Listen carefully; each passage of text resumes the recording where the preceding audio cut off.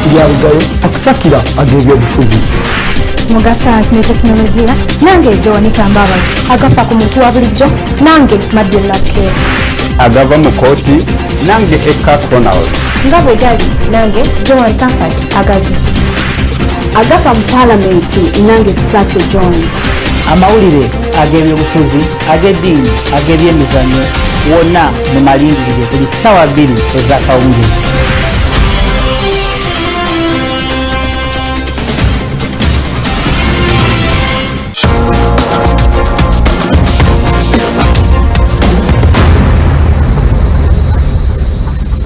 Koti ewozesa abalyake eyongezaayo musango gwe yali minisita w'enguudo Ibrahim Byandala oluvannyuma lw'oludda oluwaabi okuleeta obujulizi obutamatiza kkooti. Ebisingawo omusasi waffe Eka Ronald abirina. Koti enkulu ewozesa abakenuzi etuule Kololo eyongezaayo okuwulira omusango gwe yali minisita w'enguudo n'ebyentambula Engineer Abraham Byandala. Byandala avunaanibwa kukozesa bubi woofiisi ye n'atuuka n'okufiiriza eggwanga obulindo bw'ensimbi ezaali ziteereddwawo okuzimba oluguudo lw'e Katosi. Kino kiddiridde oludda oluwaabi okuleeta obujulizi obutamatiza kkooti ne kiwaliriza omulamuzi okwongezaayo omusango guno okusobozesa oludda oluwaabi okukuŋŋaanya obujulizi obumala. Ku bajulizi abaleeteddwa oludda oluwaabi mwe muli ne yali alongoosa ensaasaanya z'ensimbi mu kitongole ky'ebyenguudo kiyite UNRA Peter Kirimunda.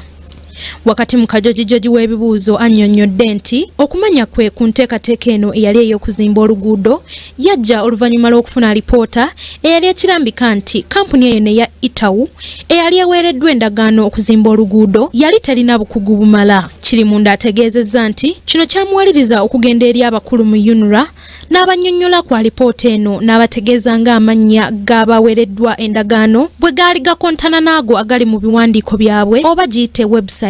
Kusinziira ku Kirimunda nga wayise ennaku embale baafuna ebbaluwa okuva ewa minisita ng'ebalagira okussa emikono ku ndagaano nga bwe bagenda maaso n'okunoonyereza ku kampuni eno eya Itawu. Kirimunda agamba nti oluvannyuma yaweebwa ekiragiro okwekenneenya empapula z'ensimbi n'endagaano era eyalina nkulu wa UNRA nakkiriza ssente okusasulwa aba Itawu. Wabula ye puliida wa Byandala agamba nti gavumenti terina nsimbi ze yafiirizibwa mu ndagaano eno olw'ensonga nti yasazibwamu nga kampuni ya Itawu emaze okukola ebitundu 20% ku mirimu gyayo era kyabeewuunyisa nnyo gavumenti okubeefuulira ne wa kampuni endala omulimu guno. Fakiti yaabwe eyali eya biliyooni 165 ba ending up ng'ate bawadde omulala kati aliyo sente ziri almost double okukola the same work.